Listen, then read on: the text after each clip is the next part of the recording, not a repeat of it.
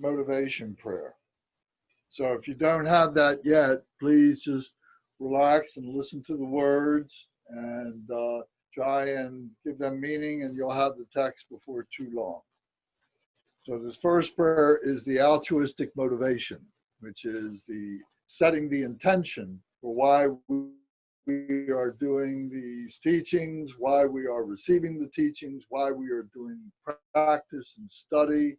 And so this is very important, our altruistic motivation for the benefit of the enlightenment of other beings. So we recite this twice in English, once in Tibet. All mother sentient beings, especially those enemies who hate me, obstructors who harm me, and those who create obstacles on my path to liberation and omniscience. May they experience happiness, be separated from suffering, and swiftly I will establish them in the state of unsurpassed, perfect, complete, and precious Buddhahood. All mother sentient beings, especially those enemies who hate me, obstructors who harm me, and those who create obstacles on my path to liberation and omniscience. May they experience happiness, be separated from suffering, and swiftly I will establish them in the state of unsurpassed, perfect, complete, and precious Buddhahood. Dagla dangwa jepe dra no pa jepe ge. Tarpa dang tam she ken pe bar du jo par je pa tam she ki so jepe. Ma nam ka dam yam pe sem chen tam she de wa dang den. Dug now dang drow nor du la na me pa yang dag par zog pe zheng ju rin po she to pa ja. We're on page 2, the action bodhicitta prayer. Thus, until I achieve enlightenment, I perform virtuous deeds with body, speech, and mind. Until death, I perform virtuous deeds with body, speech, and mind. From now until this time tomorrow, I perform virtuous deeds with body, speech, and mind. In Tibet. She du sang ma ge gi ba du lu na gi sam ge wa ko. Ma she ba du lu na gi sam ge wa ko.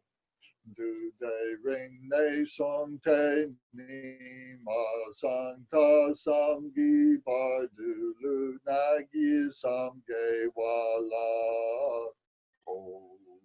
The long refuge prayer.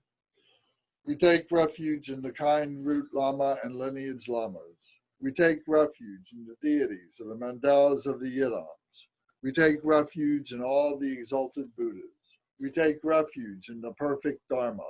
We take refuge in the excellent order of the Sanghas. We take refuge in all the noble Dakas, Dakinis, and Dharma guardians, possessors of the eye of wisdom. We take refuge in the kind root Lama and lineage Lamas. We take refuge in the deities of the mandalas of the Yidams. We take refuge in all the exalted Buddhas. We take refuge in the perfect Dharma. We take refuge in the excellent order of the Sanghas. We take refuge in all the noble Dakas, Dakinis, and Dharma guardians, possessors of the eye of wisdom. Transcend Sawa Danger Par Jepe Pal Dan Lama Dampa Nam La Kapsu Chio Yidam Kil Gorgi La Sok Nam La Kapsu Chio Sangye Chom Den De Nam La Kapsu Chio Dampe Cho Nam La Kapsu Chio.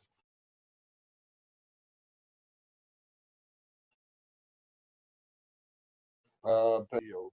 Pawo ka dro cho kyung song me song yes shegi chang dang dem pa nam la kab su chi o.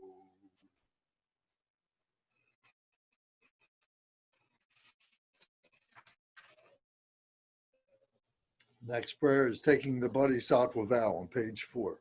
Until I attain a heart of enlightenment, I take refuge in all the Buddhas. I take refuge in the Dharma, and likewise in the assembly of the Bodhisattvas, as the previous Buddhas embraced the enlightened mind and progressed on the Bodhisattva's path. I too, for the benefit of all sentient beings, give birth to bodhicitta and apply myself to accomplish the stages of the path until I attain the heart of enlightenment. I take refuge in all the Buddhas. I take refuge in the Dharma, and likewise in the assembly of the Bodhisattvas. As the previous Buddhas embraced the enlightened mind and progressed on the Bodhisattva's path, I too, for the benefit of all sentient beings, give birth to bodhicitta and apply myself to accomplish the stages of the path. Shangju Ningpo Chiki Bar Sangye Namla Kapsu Chi Chodang Shangshu Senpai So Klang De Shin Kapsu Chi Jita Nonggi De Shegi Shangshu Tugni Ki Padang Shangshu Pasampe La Pala De Dag Rim Shen A Pata De Shin Dro La Pandandu Shangshu Sani Ki Gishin De Shin Du Ni La Pala Rinpa Shindu La Pa Ji.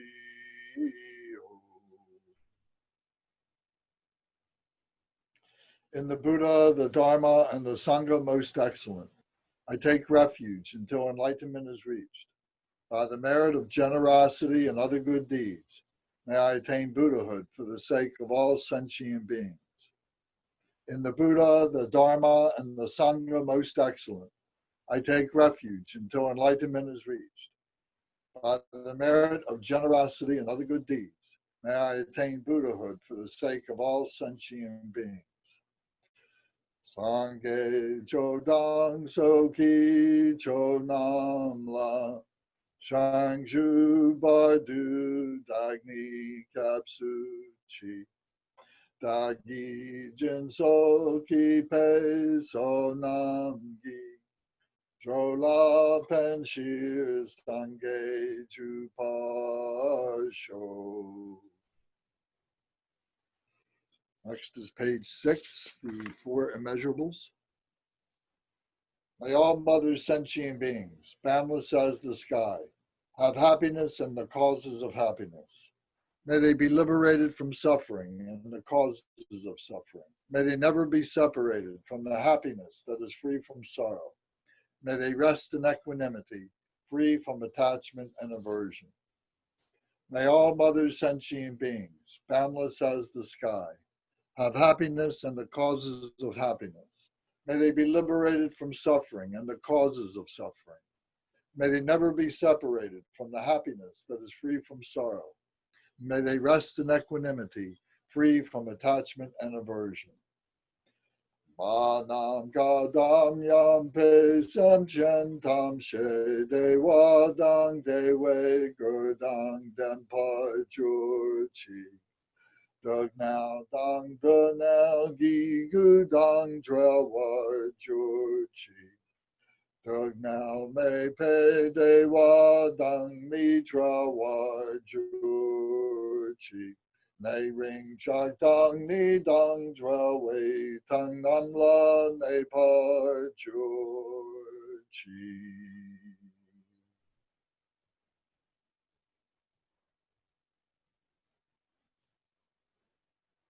Take a deep breath. Pull your shoulders back. Your hands at 4 inches below your navel. Keep your back straight. Exhale. Squeeze the abdomen, squeezes against the diaphragm, pushes all the stale, negative, dark air out. Breathe in again, both nostrils. Expand the belly, pulling down the diaphragm, opens up the lungs. Fresh, clean, pure air in your lungs. Exhale. Hold it.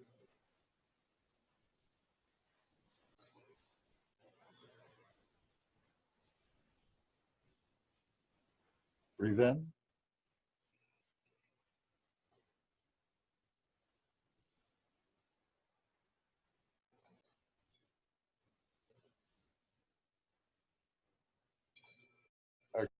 Exhale.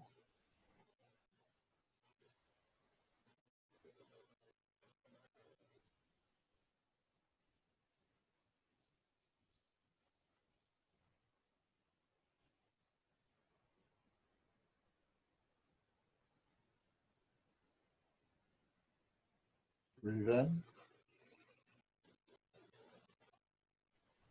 Exhale.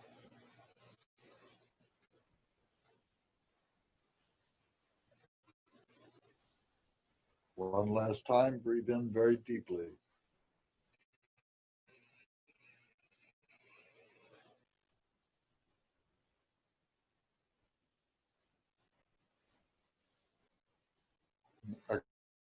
Exhale completely.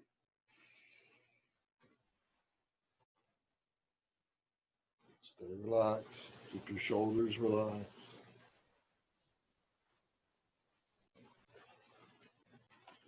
Okay. Thank you very much. So does anybody have any questions or comments about anything that we've been talking about recently? Anything that we should review before we get started tonight?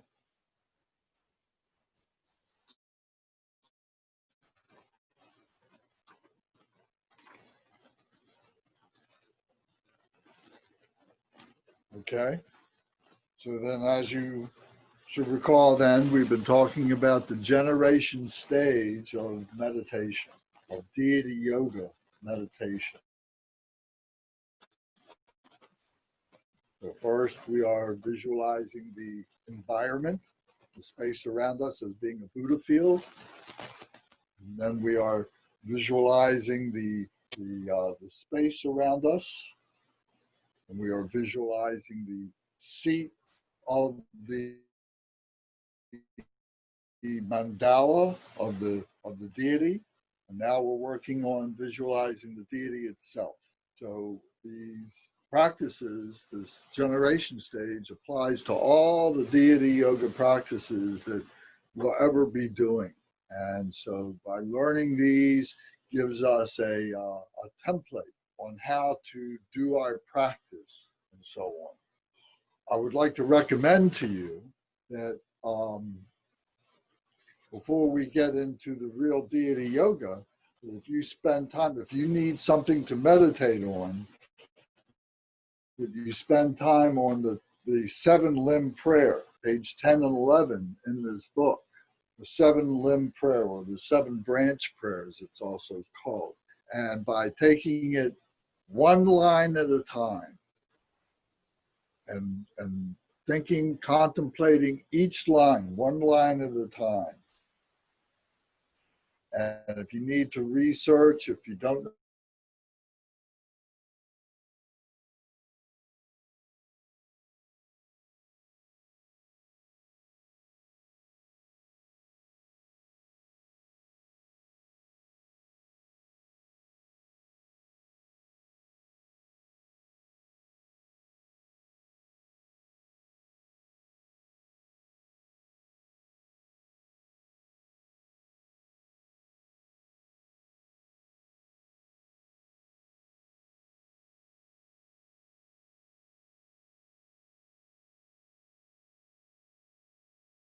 and gradually your visualization will become more and more crisp and vivid until it is like the stars and constellations shining vividly on the surface of a limpid clear without any obscurations. Very, very clear. So this should be in our mind's eye. We should be generating this, visualizing this. And we do this over and over again. And so in our mind's eye, and what that is doing is opening up our hearts, that we should have a very rested, a very peaceful feeling, a very sense of equipoise within ourselves. There should be no anxiety, there should be no stress, there should be just total relaxation.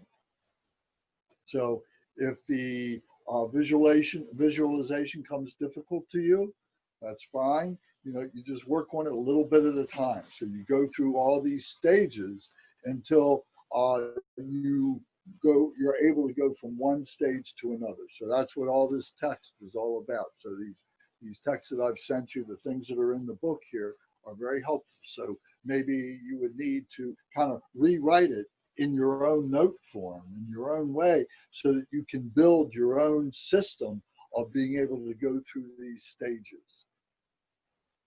So you keep your attention single-pointedly focused, and the rest of your mind naturally. You're resting your mind naturally. You begin to visualize and focus on whatever is easiest for your mind to attend to, and gradually expand. There is no set way or order or number of times one must do this. It is something that can be attuned to your individual constitution. So this is an important point about developing a practice.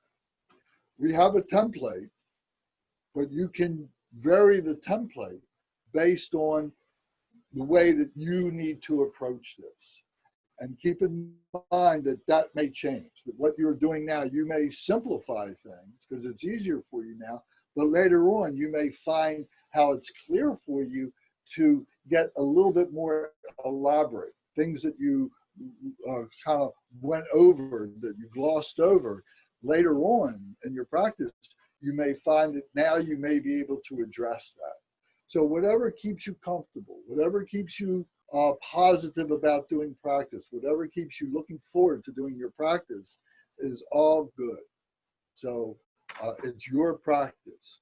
So bear that in mind. If you need to talk to a Dharma brother and sister to give you some guidance or some of their experience, or to talk to a Lama about that, is perfectly fine. But you shouldn't struggle with it. You should open yourself up and ask questions. So that's a very important part. Don't keep it inside. Don't try and struggle on this by yourself. Open yourself up. That's exactly what this is That's what this is doing. Opening up our heart center. Our brain has the tendency to block things up. That's where the emotions are. That's where all the confusions are. The ego comes in. The ego says, why are you doing this? Why are you wasting your time doing this? You could be out having fun, doing different things, watching television, playing a game of billiards or playing tennis or so many other different things that you could be doing. Your ego is what is going to lose out by being free, by being open. So by asking questions and so on is very, very good. So now it says, after practicing in this way for some time and becoming adept in it, we develop sharp clarity. And then we also develop awareness. We also develop emptiness. And we develop clear presence. So what this means now is, in sharp clarity, the signs or the measures of gaining clarity and stability in the visualization will be as follows. Every detail of the deity, down to the clear distinction between the whites of the eyeballs and the pupils, appears in sharp clarity. So you would have pictures, you would have illustrations, you would have meditation cards of whatever deity that it is that you are endeavoring to practice. So if it's Shenrezig or it's Buddha Shakyamuni, whomever it is, you would have an illustration, an image for you to look at. And you should memorize all the different characteristics of what that image is. So the type of eyes, the type of hair that they have, their body color, what their hand implements they're holding, or if they're holding no implements at all, their body position, if both legs are crossed or one leg is out in front of the other, whether they have 2 arms or they have 4 arms. All these little details are all part of developing one-pointed mindfulness. So we're focusing that on the deity so that we can become that deity. so that you can close your eyes and you can visualize that deity in front of you. So it's more than just an imagination. The more that we do it, the less of an imagination it becomes and more of a reality it becomes. And we begin to associate all those attributes of the deity with their qualities. And that's what we're trying to get to those deity qualities that we have within ourselves, that we see clearly, that we have a stable clarity and so on. So this is very, very, very important to be able to stabilize into that.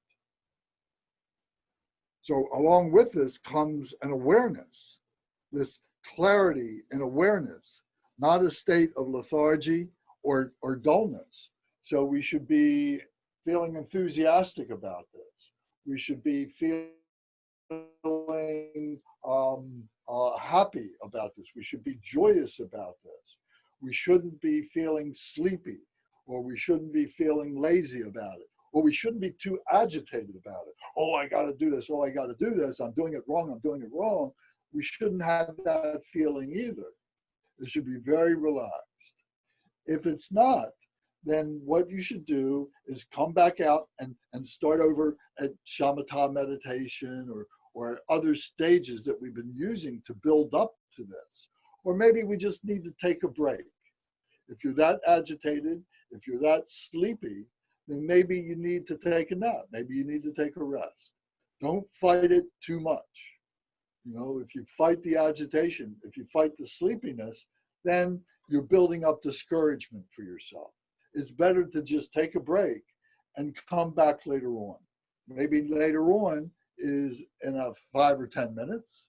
Maybe it's later in the day, or maybe it's the next day. So you have to build up this awareness of where you are in this and not allow yourself to give in to the weaknesses that you need to strengthen and so on. So these are natural things that we go through. Everybody goes through these things, so don't feel bad about it. There's always a next time, and you have to give yourself that next time to do these things. So the third quality of this practicing is emptiness. It says, there is a clarity and an emptiness. Unlike a lifeless, inanimate phenomena like a rainbow, the deity is actually abiding right there, a wisdom body in vivid, limpid, clear, transparent, free from obscurity presence. So we can visualize this deity that is in front of us, and it's not like it's a hologram or something like that. It's not like it's this transparent image that is there. We're visualizing this deity as being a real being who has these qualities that we are inviting to come into us, that we are going to become that deity. So the realness is within ourselves. If we're not real, if we think that this is not possible, then we're not going to be able to focus on the image of that deity and think of it as being something substantial, as being something that is real. So we need to be able, we're preparing ourselves to become that deity. So, and the emptiness is that this is a, how do we say? We talk about our compounded nature. We talk about that, and other teachings that we have gotten to this point, we talk about that it's many things that are all brought together, all the skandhas, all the 12 links of interdependent origination. All these things are all the building blocks of all this that we see around us. But we all let it go because we realize that it's all emptiness, that it all does not have its own inherent nature as being permanent. It is all part of phenomenal nature. So all this is all phenomenal. But yet we need to be able to bring this together so that we can recognize these qualities for ourselves. And this is where our strength comes from, to ultimately to be able to let it go. So that sounds like a real paradox. That sounds like a something a conundrum, or a something that a hypocrisy or something, where we're doing one thing to be able to let it go. But ultimately, that's what we need to do. We need to be able to understand all these things, all these good things, all these bad things, as being phenomenal nature. And they have a truth to them. We talked about the two truths. In learning Buddhism, there's a chapter called The Two Truths, and we talked about that. The relative truth, or the phenomenal truth. And then there's the absolute truth. So for us to be able to understand the absolute truth, we first have to come to grips with understanding the relative truth, the phenomenal truth, as being this empty nature, this emptiness, that all things are not substantial, are not permanent. So the more that we engage in this practice of doing this, the more sense this makes. So in the beginning, if you're hearing this for the first time, it may seem very strange, but the more that we engage in this, we begin to see that there's two ways, there's two truths of the way of looking at things. There's the relative way and there's the absolute way. We're trying to get to the absolute way. First, we have to examine that which is readily apparent to us, which is the relative way, the phenomenal way. So then comes this clear presence. This clear presence is the deity's body is not just a mental inference or a conceptual image conjured up by the imagination, but rather it is actually real right there in front of you in clear presence. So this is the realization that all around us is this Buddha nature. And it takes all these different forms. And what we are doing is bringing it into ourselves, and we're recognizing it in that way. And slowly, slowly, that begins to stabilize within ourselves. And we have this clear presence of the Buddha all around us, all within ourselves, all beings being the Buddha. So these four aspects of clarity and vividness are the measures of becoming adept at clear realization. At this point, we cannot lose our visualization by being moved by laziness or forgetfulness.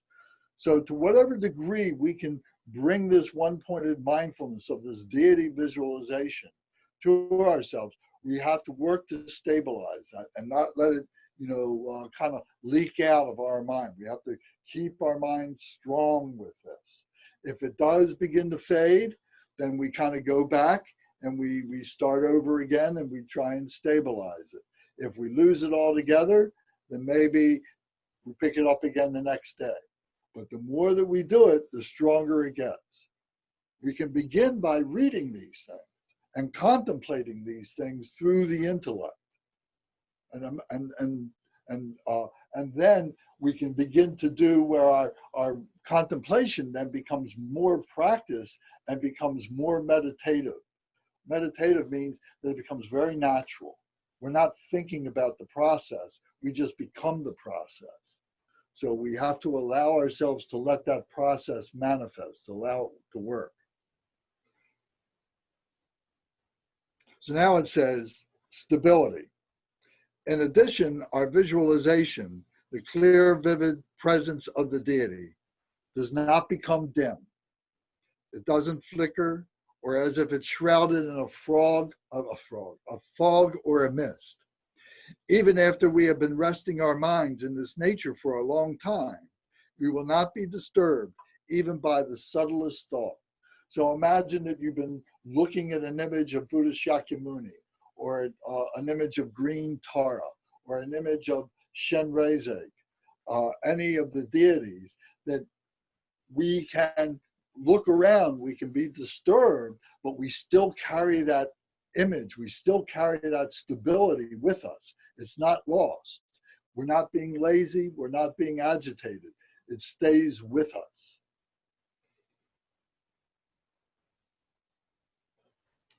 For we will also have actualized the realization, no matter what we are meditating on, whether it is the face, hands, or appearance of the deity's coming or residing, the emanating and reabsorption of light rays, and so forth, we will be able to switch back and forth between these at will.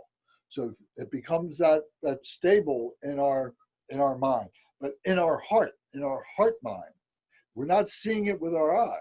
We're seeing it with our heart mind, that we recognize the qualities of compassion as being the deity, as any of the Buddhas, but particularly Shenrezig, or the fearlessness that we associate with Tara, or the wisdom that we associate with Manjushri.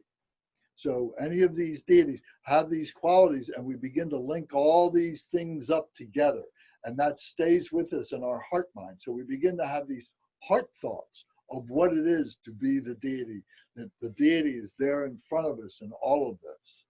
And there might be times when you can close your eyes, and there might be times when you can have that visualization, that vivid visualization with your eyes closed. So if it's not there, don't despair. Don't think it's bad. Don't think it's negative. Don't think, if you have it, that you're special. Don't think that either. You know, you just abide with that. You just go with that. You know, sometimes these visions and so on can be points of arrogance. So we think that we're doing good things, and we become arrogant. We become prideful with that. Oh, you didn't have that vision? Oh, I had that vision. You must not be doing something properly. So people might tend to do that. So whether you have the visions or not, you know, it's something that you need to be able to abide with in a very humble way. And if you're confused about any of this, you talk with good Dharma brothers and sisters that you have faith in, or with your teacher, with your Lama teacher, or anybody who you respect, or you can look at it in books and so on, and try and get some more support for understanding what these things are.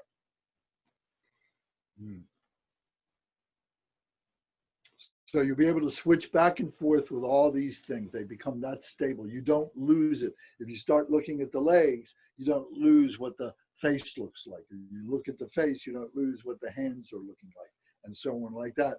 And most important, like I just said, what they represent. That's the most important thing. So these are the 4 measures of gaining stability in the deity practice. So it was sharp clarity, awareness, emptiness, and clear presence.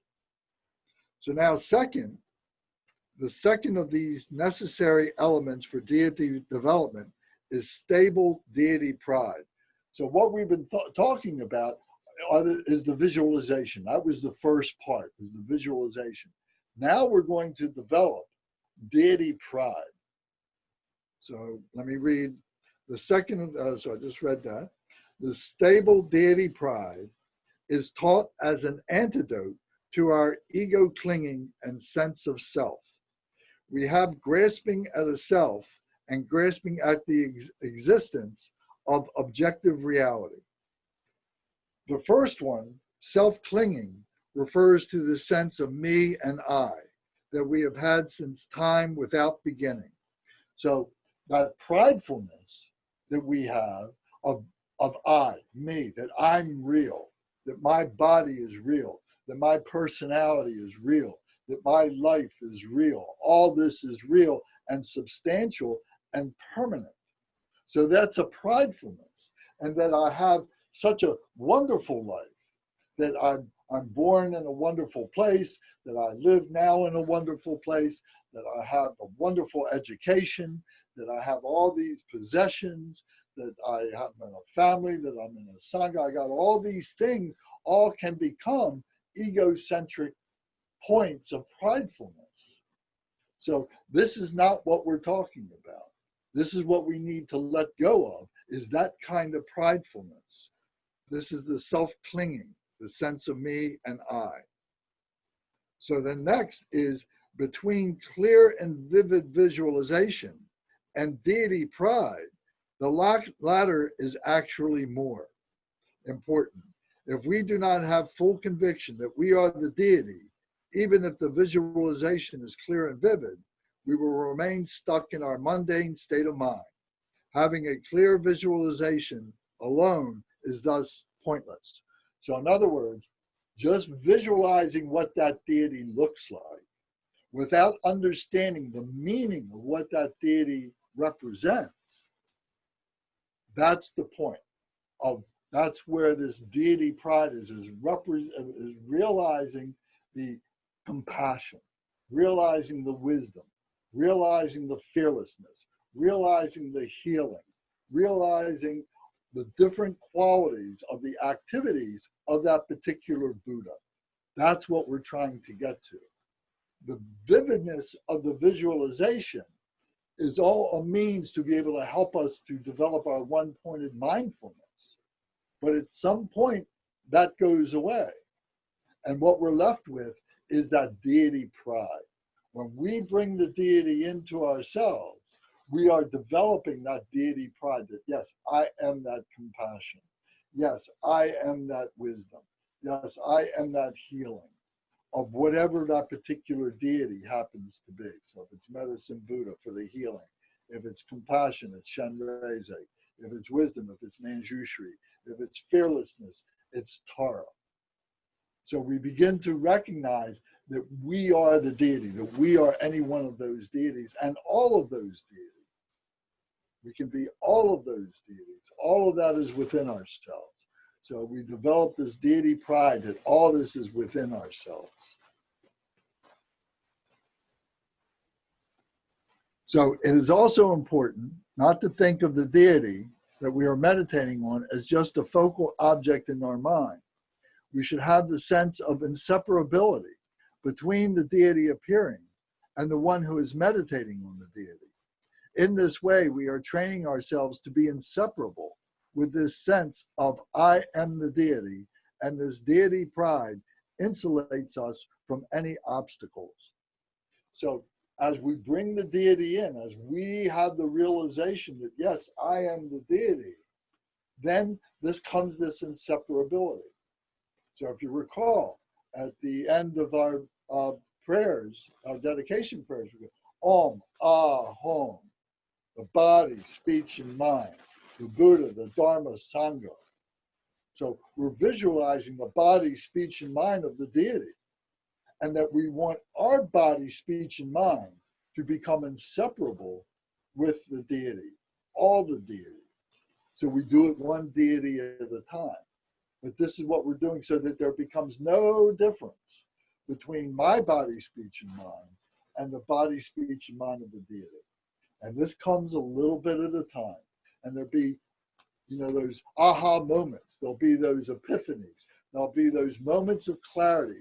There'll be those moments of clear presence. There'll be the awareness of the clarity. There'll be the emptiness of realizing that this is part of my phenomenal nature that is actually something that I let go and it becomes my absolute nature. So I am the deity in a sense of clarity and a sense of humility and recognizing that. And now honoring that to the point that we do not want to contaminate that in any way, whatever that we have developed. And that if we do something that we recognize as being non-virtuous, that we have to forgive that. We have to recognize that, okay, I am the deity. I have the potential to be the deity, but maybe I'm not completely there yet. And then when something happens that I do that is non-virtuous, I have the confession to be able to say that, the forgiveness, and the resolve to be able to promise myself to try not to do that again. And then the reliance on the practice to keep me stable, to keep me from doing those things again. And and to allow me to have the forgiveness for this. So we're going to talk a lot more about that when we do Vajrasattva deity yoga practice in a few weeks. We'll be talking much more about that process. So we have to be aware that we're not perfect yet, but we're on the path. So we do this a little bit at a time, a little bit at a time. It's almost, you could say it's like role playing. And, if you've ever acted in a high school play or a junior high play or a college play or whatever, something like that. And, you're learning the part of a character and you're reading and slowly, you become naturally aligned with that character. So in a similar way, we're doing that with the deity. The difference is that this deity is a perfect manifestation of virtue, of loving kindness, of compassion, of bodhicitta, of the Buddha true nature that we have within ourselves. That's the difference with this. It's not something contrived. It's something natural that we were born with, something that we've had all our lives, but we've blocked up, and something that when we die, we release that. And it goes to the bardo of reality. And depending on what degree we are prepared, whether we can remain in that freedom, or do we need to manifest again in another body to be able to stabilize that reality or that Buddha nature, that true nature that we have within ourselves. So in addition, all this has the benefit of destroying ordinary ego clinging. So as we do this, what is happening? We're strengthening I am the deity, but what's happening is our ego clinging starts going down, starts decreasing. So in fact, you know that your own mind has always been the nature of the deity. Your body is the mandala. Your speech has always been the nature of mantra. Everything has always been primordially the nature of the mandala of awakened one. It is only a matter of tapping into this innate truth and knowing it to be the case. That is why deity practice, that is what deity practice is about. It's not about trying to force something or imagine something to be the case when in fact it's not. So in other words, this is our natural self. The ego is a persona, is something that we have created. It is something that we engineered, something that we created, like an architect creates a building or something. And then an engineer has to be able to fit that into all the conditions and all the changing circumstances that are happening during your life. So first you're an architect, and then you're an engineer, having to fit this in and so on. So we're constantly tweaking, we're constantly making up stories, we're constantly lying to ourselves and to others. We're constantly responding to the emotions of our brain, saying, oh, you're not doing this right, you got to be like this. You're being challenged by this over here, by all this external stimuli that's coming into you, or the thoughts that are coming up and so on.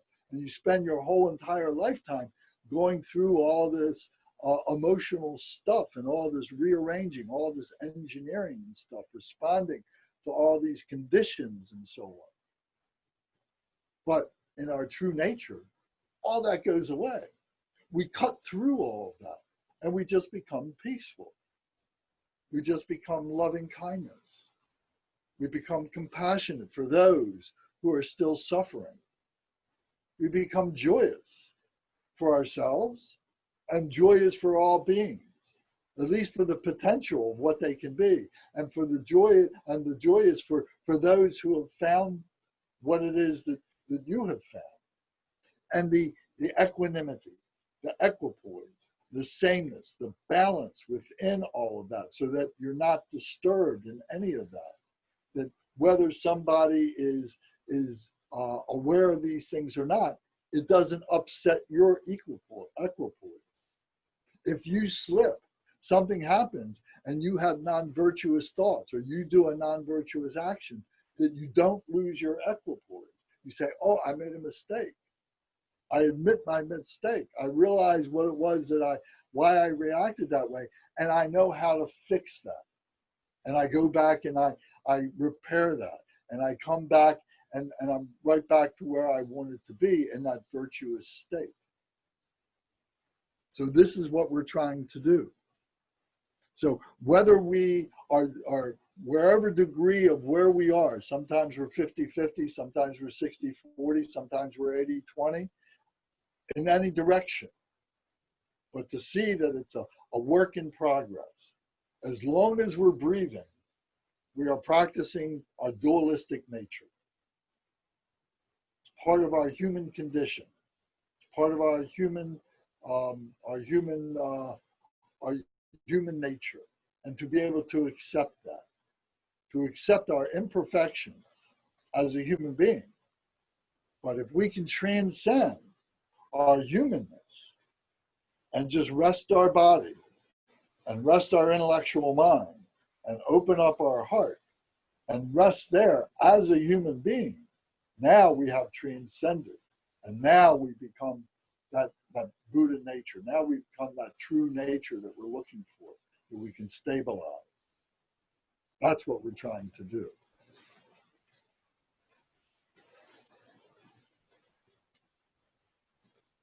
Are there any questions or comments?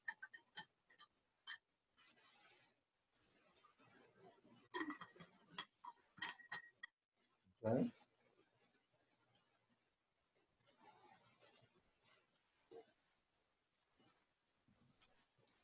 Excuse me, does that equate to being enlightened, the state that you were just speaking about of getting your Buddha nature? We're catching glimpses of it. You know, to Catching glimpses of it. Yes, to imagine, to think that we are going to attain enlightenment in this lifetime is a very strong reach. It is possible. I would never say that it's not possible. But for most of us, we will catch glimpses of that enlightenment, of that perfection. And that's wonderful. That's what we are working for. And that may be the best that we can do in this lifetime that we have now. So remember, we've had many lifetimes before this. So we have work to get to this point. Yeah. And now we have many lives in front of us, before us, where we will further perfect this to become a perfect Buddha. So we catch glimpses of it, is to answer your question. Okay, thank you. Does that make sense? Sure. Does that take some pressure off of you? I don't have any pressure. Well, good for you. Okay. I'm retired. I don't have the 9 to 5 anymore. I remember years ago, you know, thinking to myself, "Oh, I got to be a Buddha in this lifetime." You know, and wow, I'm, you know, and then when something would happen, you know, that was my non-virtue coming up, you know, I would rationalize, "Oh, this is what a Buddha would do." You know, a Buddha would still feel that or something like that. You know, so I would rationalize that because I didn't want to admit that I really wasn't the Buddha. But I've come to realize that, you know, it comes in stages. It comes in many epiphanies. It comes in many realizations. It comes in levels and so on. And that's perfectly natural. And that's what we need to do, is to allow ourselves that, to be able to do that. And that's a wonderful accomplishment. Think of how many millions, how many people live on the planet right now, and how many people have this ability to be able to think that way, as opposed to have no sense of what this is about at all. So it's very few people. Not that we should be conceited about it, but we should be confident that we're on the path and we're on the right path and we're moving in that direction. I have a question, Lance. Yes. The admitting a mistake and asking for forgiveness on the fly, if you will. Walking down the street, and I have a evil thought or something. You know what I mean? So what is a method of applying an antidote, for lack of a better word? Well, without getting too much into that, because we're going to talk about that in a few weeks, but the best thing to be doing is to be reciting mantra. If you're walking down the street, the mantra is the utterance of the Buddha. So if you're walking down the street, if you're sitting idle and not doing anything, rather than allowing non-virtuous thoughts to come up or emotions come up, be chanting mantra. Om Mani Padme Hum, Om Mani Padme Hum, Om Mani Padme Hum.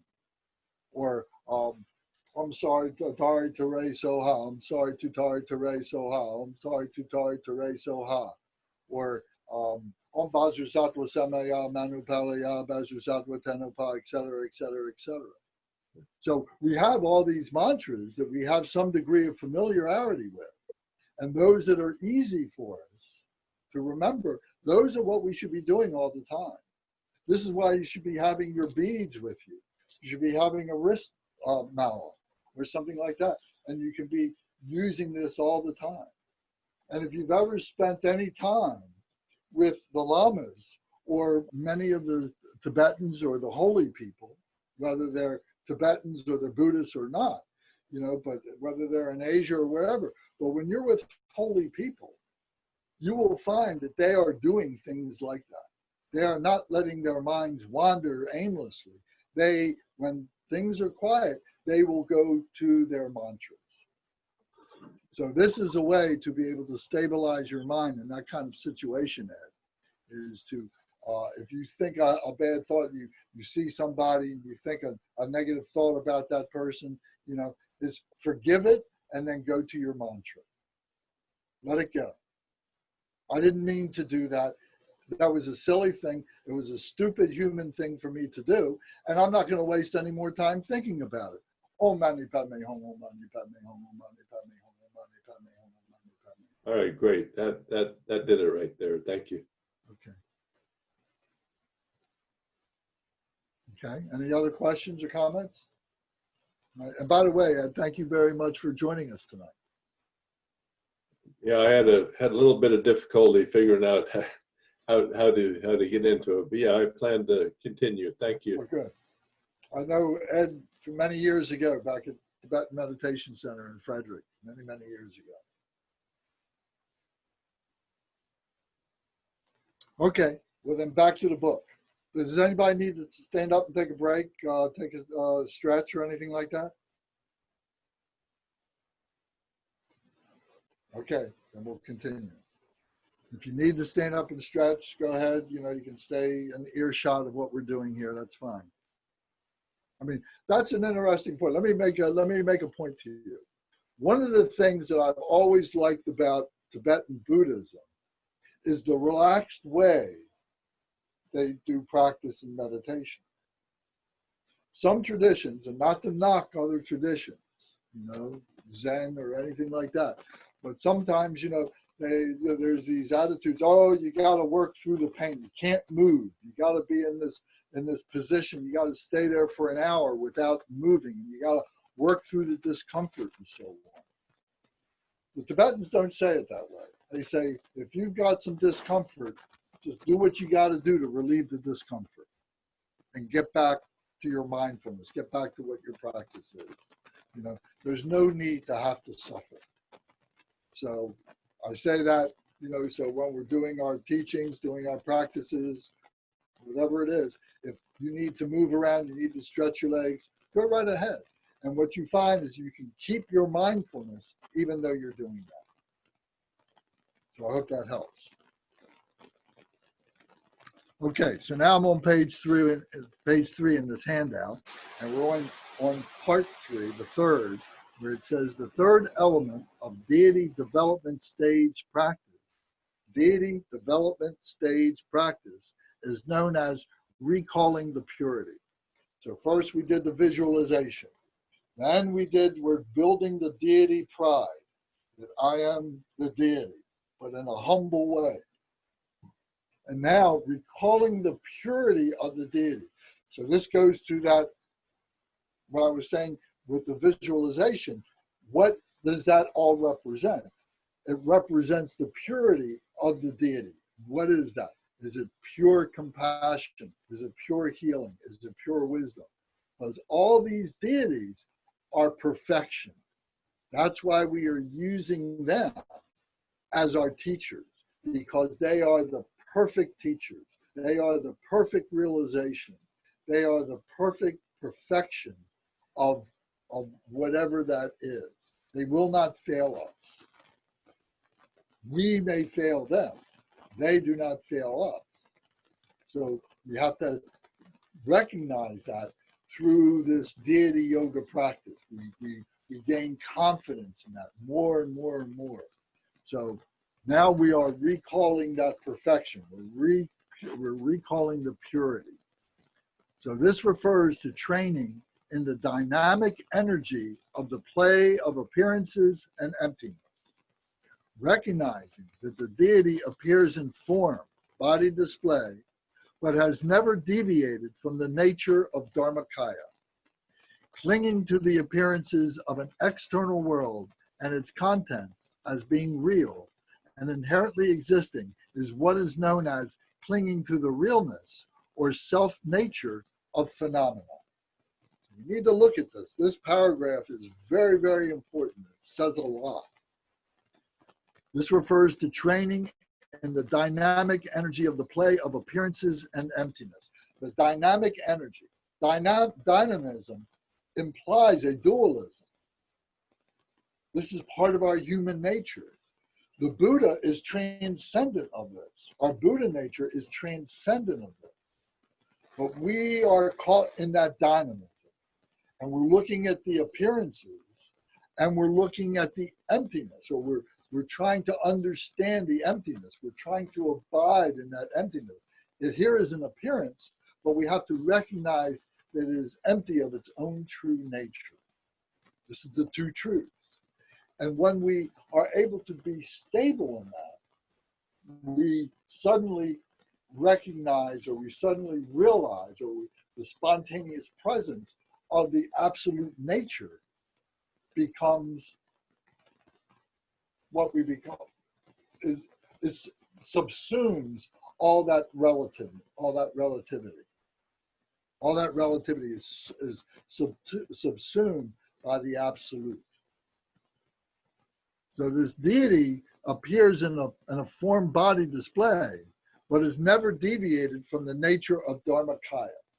So all these images that we've created, all the paintings, all the statues, all these meditation cards and so on, were part of the technique of being to help us to understand that we can be the Buddha, that we are the Buddha, that the Buddha can be a human being.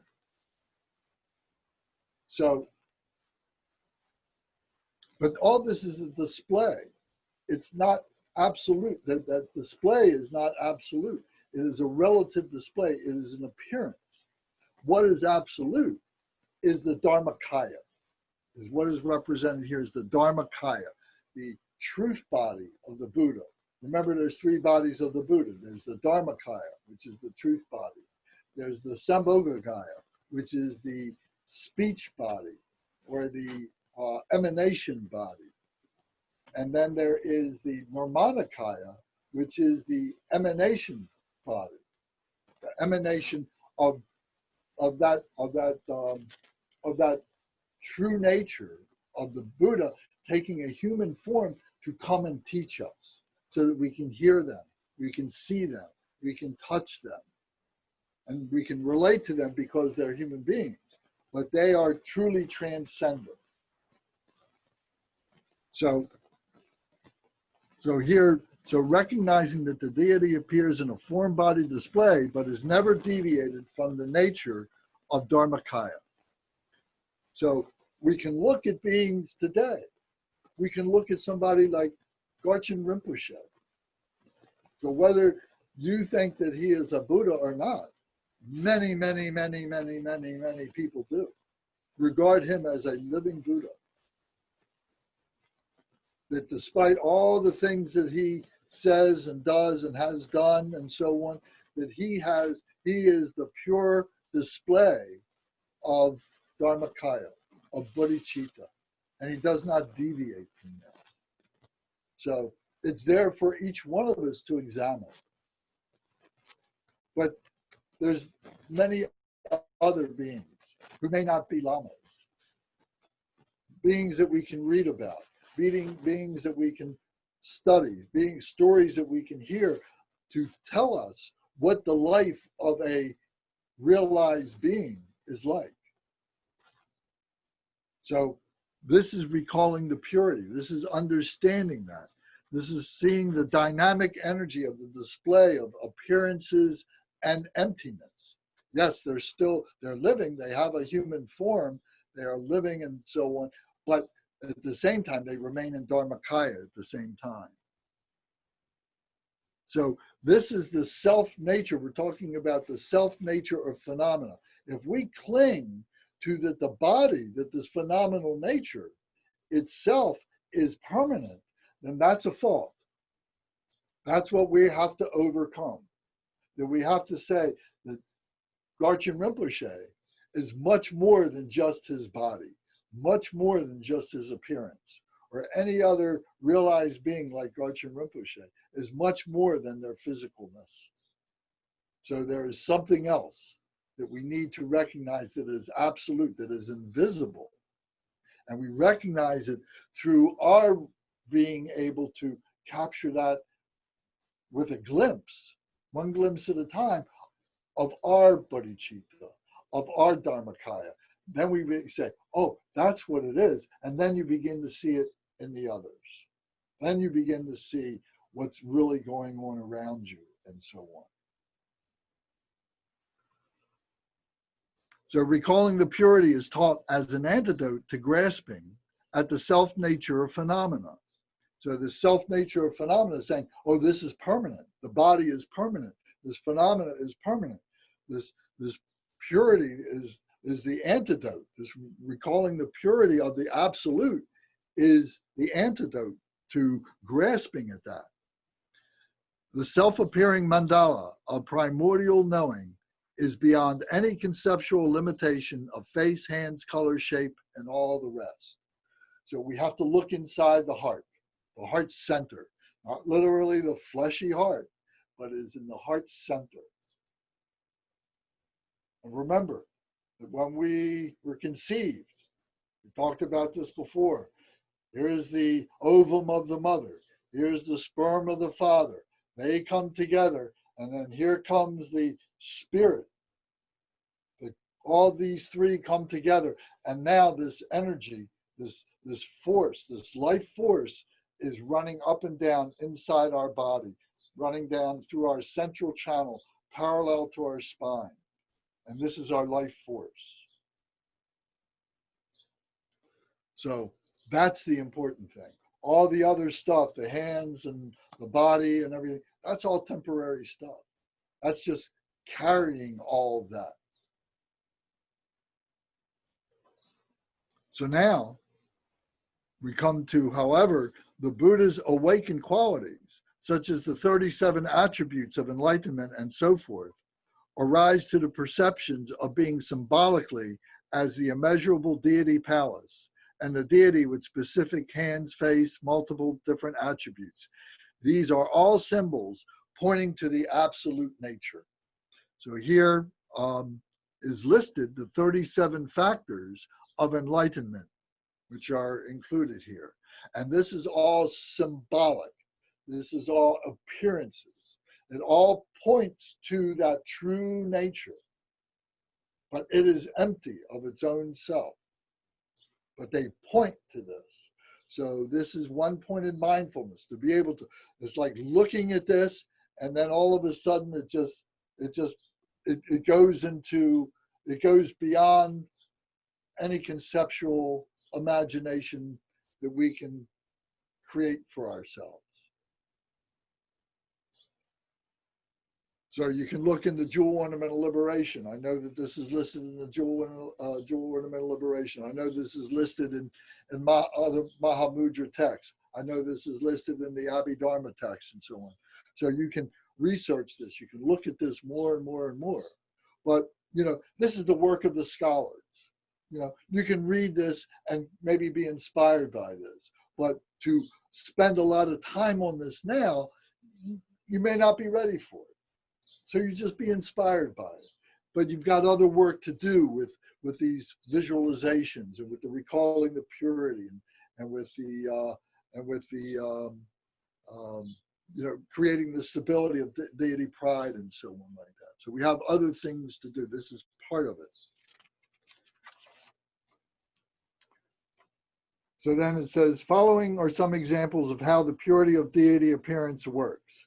A deity with one face. So here, this is stuff that you're really going to like. So I'm not going to go through all this. You can read this. I presume everybody's got the book. Everybody's got this paper. If you don't have this outline that I put together, I will send it to you. But here are all the bullet points of what all these different things mean. So 4 arms, 6 arms, 4 legs, 2 legs, a deity seated in cross-legged posture, 3 eyes, 4 fangs, deities with white colored bodies, deities with yellow colored bodies, colored red deities, green, and so on. What the kaya means, the body, the Nirmanakaya, the Dharmakaya, the Sambhogakaya, all of it is explained right here. So you need to study this. If I read this, it's likely to go in one ear and out the other. This is the kind of stuff where you got to sit and you got to contemplate that. You got to read this and so on. You got to take it apart and you got to put it back together again. And you got to be able to know how to read the paintings, how to be able to read the images and so on. These Thangka paintings are books. And the story of the Buddha is embedded in all those images that are on the painting. Lance, I don't seem to have that outline in my papers here. Would you mind sending it to me sometime? I believe you did send it to me, but I don't. I believe I did, but I will send it to you again. Okay. Chapter 7. So we're on chapter 7, parts 3 and 4 is what this is. Yeah, I've got the book open here, but okay. Well, it's all in the book. I mean, this came from the book. So then it goes on to say here on page 4 of my outline, it says, here are the hand implements and their symbolism, what it is to hold the 5-pointed vajra, what a wheel means, what a precious jewels mean, what the lotus means, what the drikok, the curved dakini knife, the kapala, the skull cup, the blood-filling skull cup, the kadvanga. All these things are explained here. And I'm sure every one of you has wondered what these things are. But here is the key. Here is the legend. Here is how you read the Thangka paintings.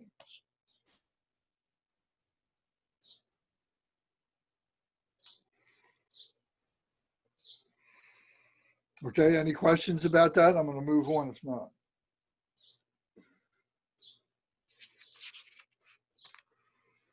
Okay. So now we're going to define a little bit more about the Sutrayana and the Mantrayana. The Sutrayana, I'm on page 5 of the outline. So where that is in the book, Gary, do you see where that is in the book? Let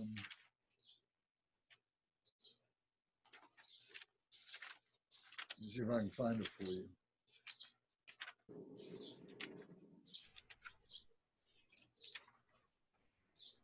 We're going to be on page 112 in the book, if you have the book. And Gary, I sent you the last outline from chapter 7 in the chat. If you could. Okay, thank you. Thank you, Michael. I'll probably find my copy just as I open yours. Very good. Gary, I don't know whether you have that or not, but if you want that, let us have your email address. I don't know if Michael has it, but we can send you these texts if you want these. You study. Well, you've sent me things before, so you had my email. Well, Gary, yes, that's trure. I was thinking of Ed. I'm sorry. I was looking at Ed. Maybe I said Gary, but I was Well, thinking Ed and I are friends. That's all right. You'll Yes, find it in the chat and box. Zara, same thing. Eileen, any of you need any of these support materials, just let me know. Sure. All right. So anyway, we're on page 112 in the book and page 5 of this outline. And we're talking now about Sutrayana. So it says in the esoteric vehicle of Sutrayana, we are applying antidotes to counteract what we need to purify. It says to counteract clinging to the realness of appearances. We deconstruct everything down to the subtlest atomic particles. To counteract self-clinging, we meditate on selflessness and so forth. And counteracting means applying the opposite energy to overcome something. So Sutrayana is Mahayana, is the middle way. This is the teaching of the Bodhisattva. This is the teaching of emptiness. This is the teaching of the two truths. So this is the very important path of the middle way teaching that the Buddha taught. This is called Sutrayana. So yana means body or vehicle, means vehicle. So this is the vehicle of the sutras. So the books that are in Dharma Surya Center and other centers like that are in the altar, that are lining the sides of the altar or in the front of the altar, are called the Tengyur, or the Kangyur. And they are all the Tibetan translations of all the sutra teachings of the Buddha, of Shakyamuni Buddha. So, and the sutras are what we might call in Christianity, we would call the Gospels. These were the teachings, the literal teachings of Buddha Shakyamuni that have been written down and are studied over and over and over again by those who are studying the sutras, the Sutrayana. So here it says, these are the esoteric vehicle of the Sutrayana, of the Mahayana, which apply antidotes to counteract what we need to purify. So what that means is whatever our afflictions are, these are the things that help us to overcome that, to recognize what they are, the causes of what they are, and how we overcome that. So this is the counteracting means applying the opposite energy to overcome something. So this is dynamism. This is dualistic. This is using our human nature to be able to deconstruct all the causes, all the confusions that we have, so that what we have left is our true nature, so that we can freely meditate and become liberated in that way. So that is very difficult to do. The next thing is the Vajrayana or the Mantrayana. The Mantrayana is the secret Mantrayana. This is the Vajrayana. This is what Tibetan Buddhism is all about. So the Mantrayana, the Sutrayana came from India. And then when it moved up into Tibet, then they seized, Padmasambhava took it with him, those great practitioners, Mahasiddhas, took those teachings of the Abhidharma with them to Tibet. And then that became the wisdom tradition of the Vajrayana or the Mantrayana, becoming the deity. Becoming the deity. The Mantrayana, the Mahayana, or the Sutrayana, the ideal is the Bodhisattva. The ideal is the Bodhisattva. In Vajrayana, the ideal is the Buddha itself, is becoming the Buddha. So the Abhidharma is an exposition of laying out all the possibilities of what a human being needs to go through to liberate from, to become a Buddha. So this is called the Mantrayana. It says in Secret Mantrayana, we do not do it in this way, talking about the first, it says, one of the unique facets of the skillful means of Mantrayana is using like to subdue like. Just as we need to use water to dislodge water from the ear, and just as we need we need to apply fire in order to heal the pain of a burn wound created by fire, we meditate on deity appearance just as an antidote to confused appearances. So this is the paradox.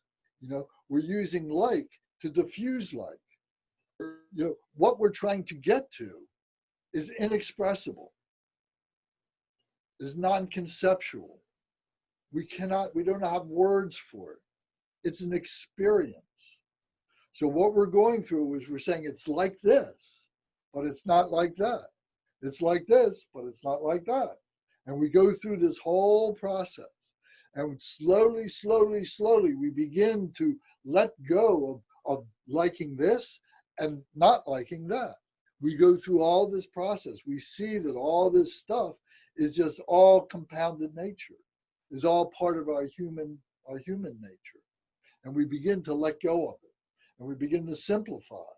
And we begin to have those glimpses of enlightenment, the glimpses of reality, the glimpses of equipoise, of true nature, all these things. So we cultivate pride of ourselves as the deity as an antidote to pride of ego identity and so forth. So we're saying, okay, it's like this pride of ourselves that we're doing this pride of becoming a deity, but it's something more than that. It's something other than that. It's like that pride, but it's not like that pride. It's something beyond that pride. And you can experience this pride, you have to experience that pride of it not being pride to really, to grasp what that means, to understand what that means. And we understand it in our heart center. What words we have for it are very, very limited. We say, well, it's like this, but it's not like that. So we always wind up with this paradox of language, of conversation, and so on. But once you have the experience of doing this, then you begin to recognize it in others. You begin to recognize that we're all spiritual beings, whether we recognize it or not, whether we realize it or not. We do spiritual things. And then you begin to recognize those spiritual things that other people are doing that they don't realize, but you realize it. And that's showing you again that the Buddha is everywhere, that true nature is everywhere. It's within ourselves. We begin to recognize it within ourselves. That's what allows us to recognize it everywhere else.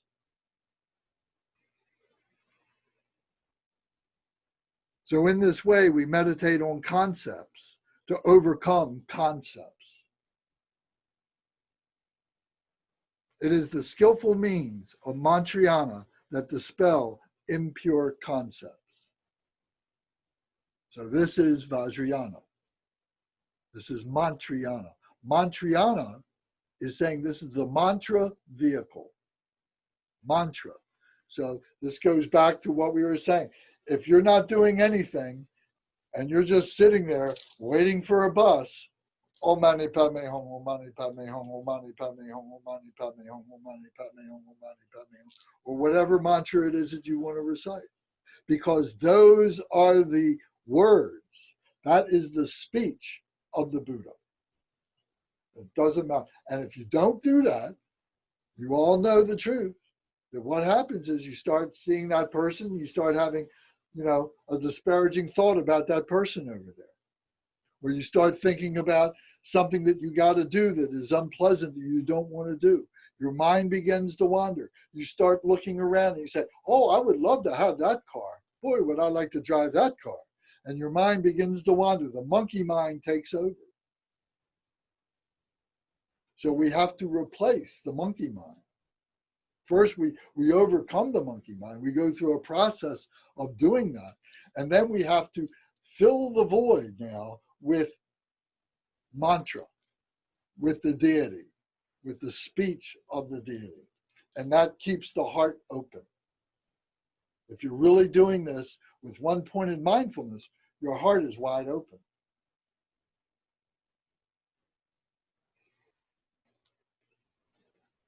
So this is why the development stage practice is also known as skillful means practice. This is what we mean when we say that in the path of secret mantra, we do not reject concepts or emotional poisons. Make sure you understand this. It does not mean you just indulge in your mundane concepts and poisons. So another way of looking at this is we bring everything onto the path. If you remember when we started this whole conversation about generation stage, we talked about the three Vajras, the three Vajra method. We talked about the ground, we talked about the path, and we talked about the fruition. First, here we are in the ground, and then we want to get to our destination, to the fruition, and we find that we've got this path to travel down. And we do that, and this path is going through all this purification, all this stuff of like and not like, all this stuff of purification, of realizing the purity and so on. And then we get to the realization, we get to the result, we get to the destination, and we find that we had it the whole time in the ground.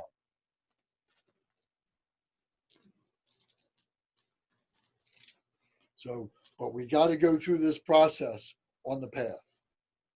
It's a necessary ingredient. And just to refresh your memory, if we go to page 4 in our prayer books, taking the Bodhisattva vow, and it says, until I attain the heart of enlightenment, I take refuge in all the Buddhas. I take refuge in the Dharma, the speech of the Buddha. And likewise, in the assembly of the Bodhisattvas, all those who are on the path. Then, as the previous Buddhas embraced the enlightened mind and progressed along the Bodhisattva's path, I too, for the benefit of all sentient beings, give birth to bodhicitta and apply myself to accomplish the stages of the path. So there's not a Buddha that didn't go through the stages of being a bodhisattva. Didn't leave the ground to get to the destination, to get to the result. They had to go along the path.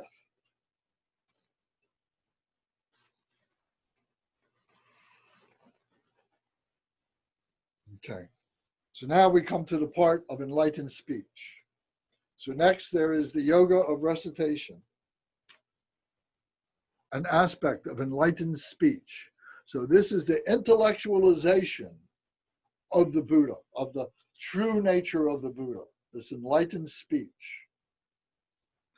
When we recite mantras and prayers, we are purifying our grasping at ordinary mundane speech and all habitual imprints associated with this.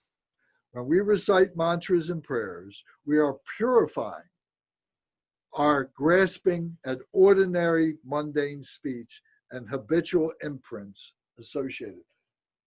Looking and seeing, oh, I want that car. Thinking about that person over there and how funny they look. How much my monkey mind is jumping around. All those things. That's the grasping. The mantra or recitation we are repeating again and again is the agent of purification. This is such a great phrase. The agent of purification. The agent of purification. This is the grist on which we are milling, of which we are refining our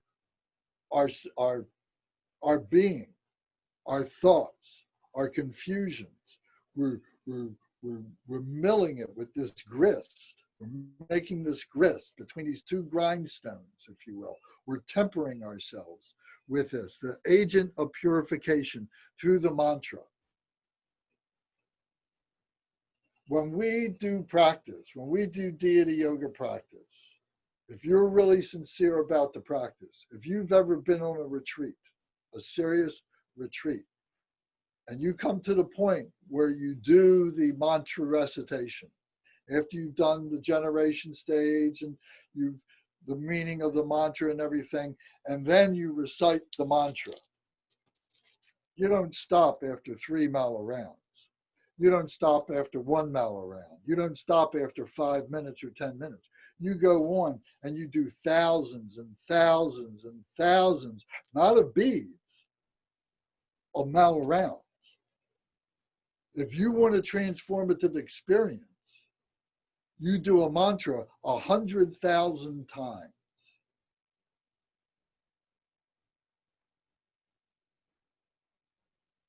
There's no simple way to do it.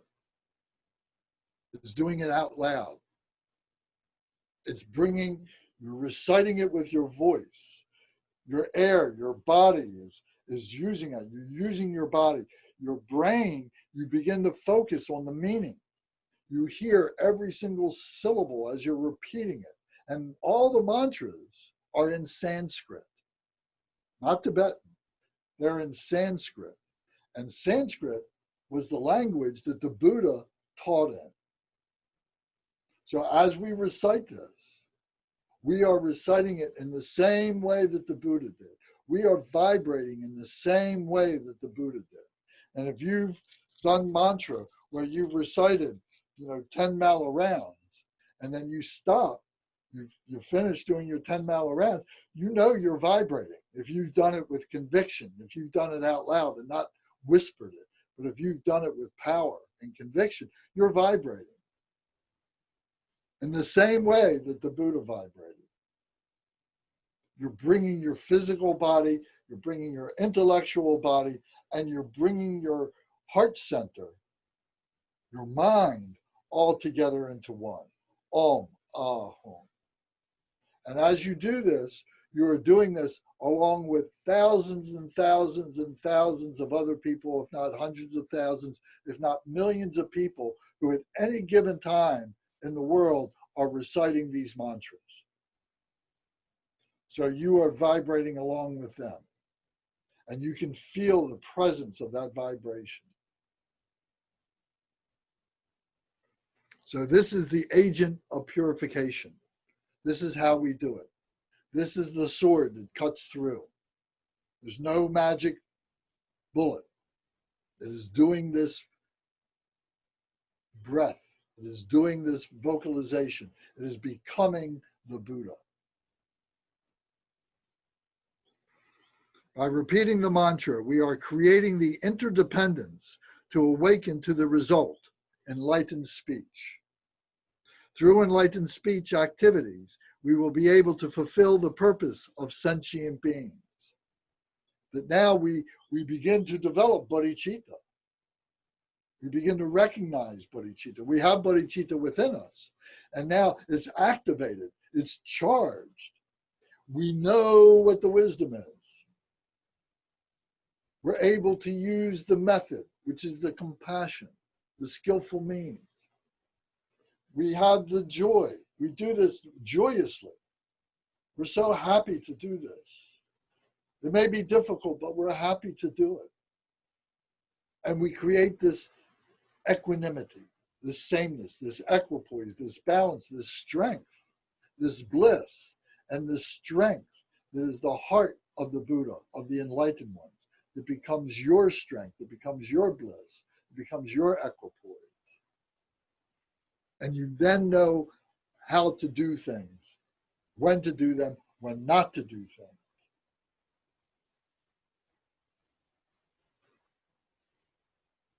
A specific reason for or benefit of reciting mantras is that we are summoning the wisdom deity to us. Just as when we call someone by name, they naturally will come closer to us. So we're repeating the names of the Buddha. Very often, Medicine Buddha, Teata Ombe Gadze Bigadze, Maha Bigadze Bigadze, Raza Samogate Soha. This is it. The Buddha, the Medicine Buddha, the great Medicine Buddha. In your Pure Land, this is where I want to be. I want to be in your retinue. I am the Medicine Buddha. That's what we're saying over and over again. The same thing with Tara. We're saying, I'm the one who protects. I'm the one who that removes your fears. I'm the one who leads you through to the mother of the Buddhas. And so that's what we were saying over and over again. So the more that we do it, the closer it becomes. The more Om, Ah, Hum, the body, speech, and mind becomes a reality, becomes our stability. We become stable in that. The wisdom in Sanskrit, jhana, here refers to knowing that the deity has always abided within us primordially. We came with the Buddha. We are the Buddha. We have this within us. It is blocked up, and we're trying to remove the blockages, and then it will shine. It's shining now. We just can't see it because it's blocked up with junk. We got to remove the junk. Here's how we remove the junk. Sattva, or courageous being. Sattva. Sat means a being. Va is a holy being, or a courageous being here. Refers to one who is devoid of the wrong view of dualistic grasping. So we go through the stages. You know, we're a beginner, then we become a practitioner, then we become a yogi, then we become a sattva, and then we become a bodhisattva, and then we become a Buddha.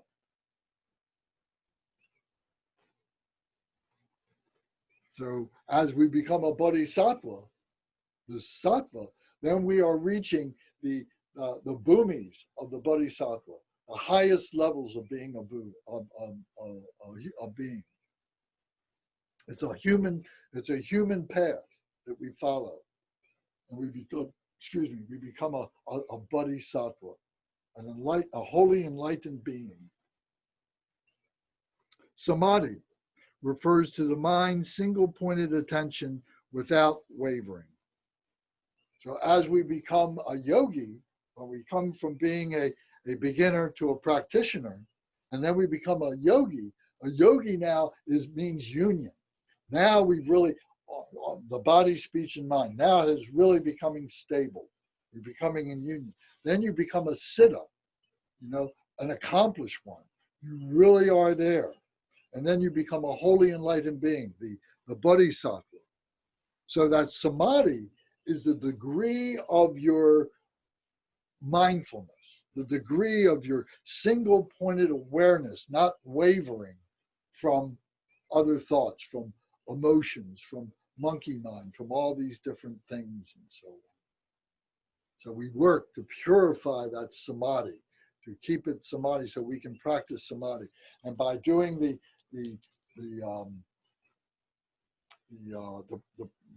agent of purification really helps the samadhi.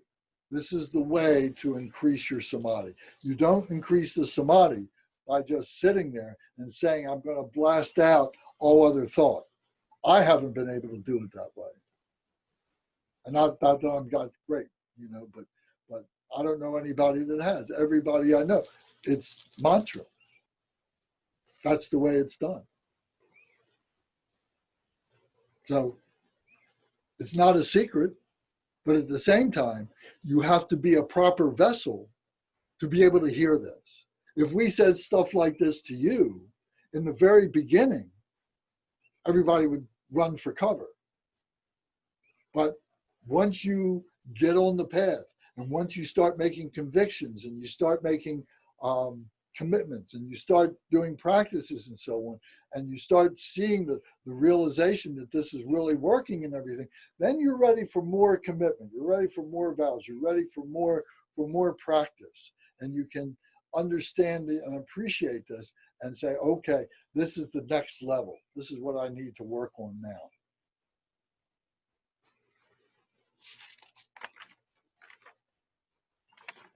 So then we come to approach level mantra accumulation. Nyenpa, as we are discussing here, means bringing the wisdom deity closer to your own mind stream. Then closer approach refers to the melding of your mind with wisdom mind. Then accomplishment refers to gaining mastery of the wisdom deity, great accomplishment, and so on. So you need to read this. You need to study this. This is something that I can't recite to you like a parrot, and it's going to sink into your heads, and all of a sudden you're going to feel like you're enlightened or something like that. It's too deep. You've got to contemplate this. You've got to think about this. You've got to bring it into your meditation. So it's here. It's in the book. It's right out of the book. So here is a point here. It says, the mantra recitation section of each practice text will specify which of these are being accomplished. So we're talking about the accomplishment of the deity. So you've heard me talk many times that the Buddhas are all the same. And I use the crystal as an example. That here is the crystal. It's like a diamond, and it's got many different facets. And you look inside any one of those facets and you see the interior of the diamond, and it's all the same. And it's made up of bodhicitta, loving kindness, compassion, joy, and equanimity. All the Buddhas, all the enlightened ones are made of that. But what's different is each of those aspects of the diamond are the activities of those individual Buddhas that all have that bodhicitta qualities. But now they're activities. If you take light and you pass light through that diamond, then the light goes out and you see, the Roy G. Biv, you see the color spectrum on the wall or something like that, which is a characteristic of the different aspects of the different Buddhas that have the different colors. And their activities are listed here. It says the 4 enlightened activities are, number 1 is pacifying. Number 2 is enriching. Number 3 is magnetizing. And number 4 is destroying or subjugating. So some Buddhas, their techniques work in pacifying. Some they work in increasing or enriching. Some they work in the magnetizing. And some they work in the subjugating or destroying. So this is revealed as we do the deity yoga practice. This is where we see the work. This is how, what that grist is again, and how we're doing this, and what we're breaking down are all the emotions, all the preconceived ideas, and so on. So these are the great accomplishments. So you can read this in here. So now we come to the spiritual connection part, and I've hit on this a couple different times that we've talked tonight and many other times. But as you recite the syllables of the mantra in an ongoing hum, feel that all the deities are chanting the mantra in this continuous sound, and that the universe and all beings within, even the trees and forests, are of the nature of deity and deity phenomena, and that everywhere resounds with the mantra sound. If you visualize in this way, the benefits and power are greater. All sounds are my own sounds. All sounds are Om Mani Padme Hum, or Om Tari Tutari Tere Soha, or Teata Om Bigadze Bigadze Maha Bigadze Bigadze Raja Semo Gate Soha. All sounds are that. The wind blowing in the trees, the leaves in the trees, the grass being blown about, the rain coming down, the snow falling. All this are all appearances of that Buddha nature, of that true nature, in the phenomenal sense. So the chanting is harmonizing with that. And sometimes you can be, if you go and you do chanting outside, if you do your practice outside, you do it on a porch or whatever, and you're chanting Om Mani Padme Hum, Om Mani Padme Hum, and you hear the birds singing and everything, and then it's like everybody, all those animals, everything is harmonizing with you. And the wind, and sometimes the wind will pick up, and it's all part of the same thing. It's magnificent.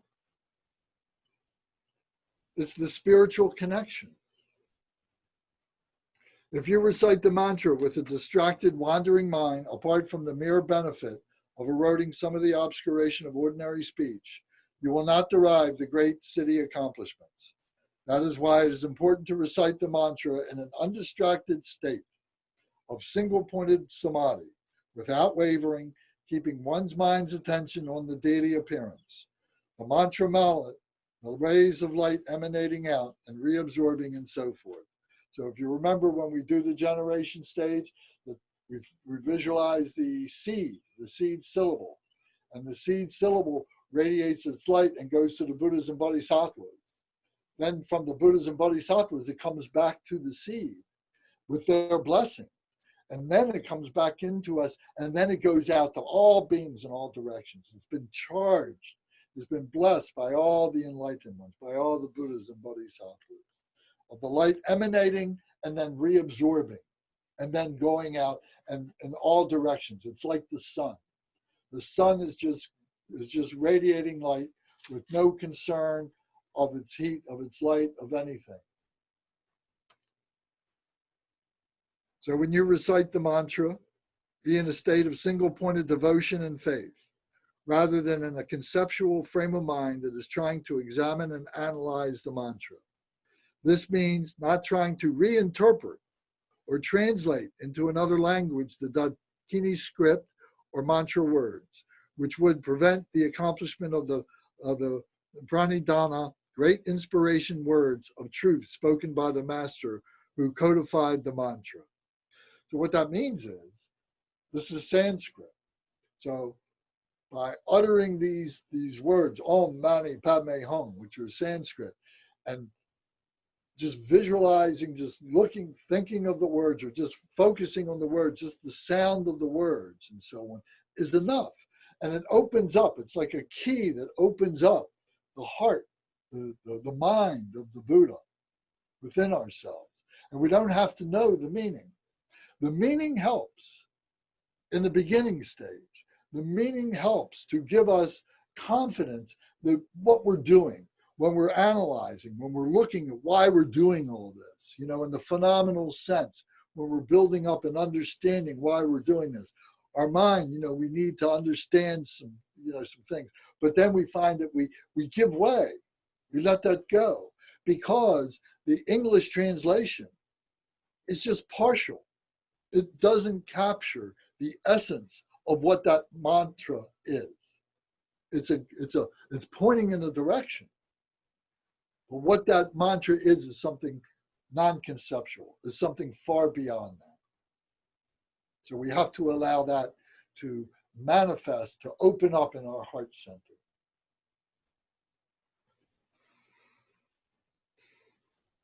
Most often, the mantra that we recite is an invocation to the deity, calling the deity by name to rouse the awakened heart mind of the deity. In actuality, for the wisdom deity, there is no difference between being called or not called, hearing or not hearing, near or far.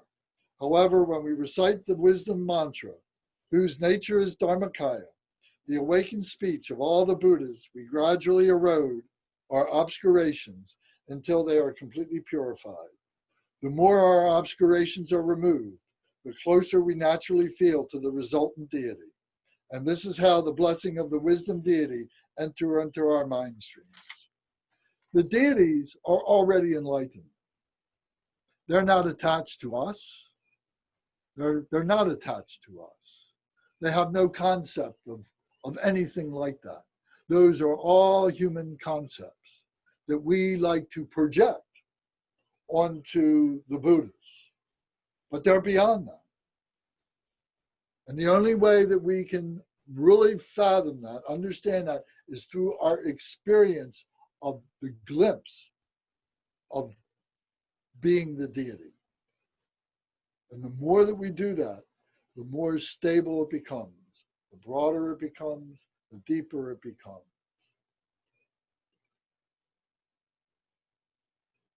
So we're not doing it for the sake of the deities. We're doing it for the sake of the enlightenment of others. This is the Mahayana path. This is our motivation. We say it from the very beginning, our altruistic motivation. That's why we do this. The Buddhas don't need us to do it. We're not doing it for them. They're showing us the way to accomplish this. This is how they did it. You can challenge that. You should. You can doubt that. You should. But doubt without investigation, without research, without looking into it, without trying it, with heartfelt conviction, then is just folly. So you need to make your life meaningful by testing this, by looking into this. If you find something that along the way that is really good, that's wonderful. And you can share that with your brothers and sisters. And we can talk about that. We can examine that. That's all fine.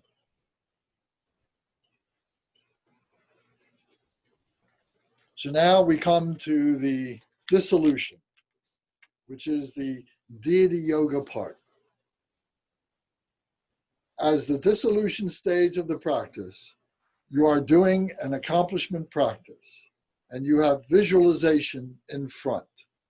And you have a visualization in front.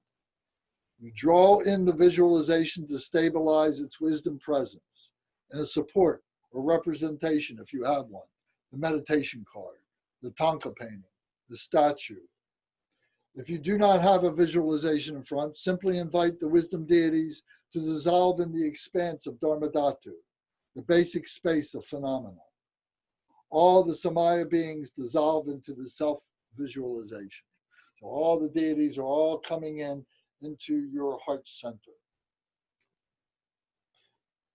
If you are only doing a self-visualization, since one's own innate wisdom knowing never departs anyway, visualize according to the dissolution stage of the practice text and dissolve the entire universe and all within back into light.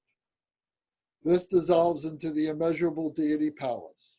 The immeasurable deity palace gradually dissolves from the outside in and is absorbed into the deities in the retinue. So you're visualizing all the environment, all coming into the mandala. And the mandala comes into the deity, and the deity comes into the seed syllable, and the seed syllable is in your heart, and then it begins to dissolve and goes into the emptiness, goes into the ma, and then you have the Maha Mudra meditation experience and so on. So this is all detailed in the practices.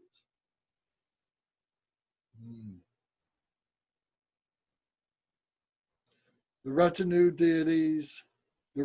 deities also dissolve and are absorbed into the central deities in non-dual union. The female deity dissolves into the male deity. The male deity dissolves and is absorbed into the wisdom deity at the heart center. The wisdom deity then gradually dissolves into the mantra, the mala, the garland, the mantra garland. So as we're reciting the mantra, it's generating a light. The mantra garland is going around, and that's what is going around to all beings, is that. So the mantra, the garland, is very, very important, which dissolves into the seed syllable or the samadhi sattva, or the holy being that we are focused upon. And then you place your awareness there on the seed syllable. It too dissolves gradually from the bottom up until the very tip of the last thin strand of the nada. And then this too dissolves into open space, emptiness, without any constructs. And then we rest naturally in this state for as long as you are able. This is the completion stage. So we're going to talk more about that. That's the next chapter, is the completion stage. So I will have some pictures for you, some more visualization to try and bring this together and so on. It's a shorter chapter. You know, this is the longest chapter. This is the most detailed chapter. It's taken us 4 weeks to talk about this chapter, but you can see it's been 8 hours. So it's quite detailed, and we didn't leave anything out. So this is for your benefit. So for whatever it's worth, there it is. Does anybody have questions or comments?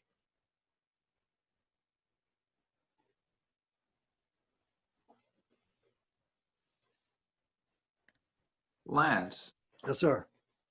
where do I start? I couldn't even imagine, I mean, jumping right into Vajrayana without having some A lot of good clues. karma. A lot of good karma. Man. I mean, wow, I mean, the last month of teaching has been so, I mean, it's been intense, Mhm. really intense, and a lot of information given here, you know? So the question for you is, will you work on it? I try every day, Okay. every day. I mean, it's a work in progress, Well, sure. but it's, man, I mean, blessed to you, I mean, for all the dedication you put into us. Oh, thank you so much.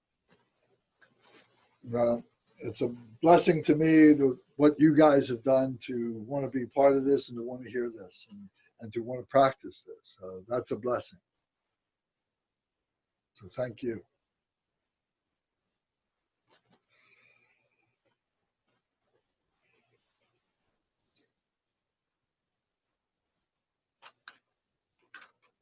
Okay. Anything else?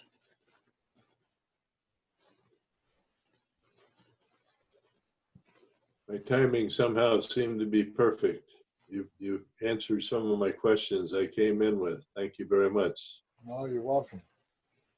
This is Kempo's work, and it's also, the work of the masters, from time immemorial, so, we're just agents of that purification.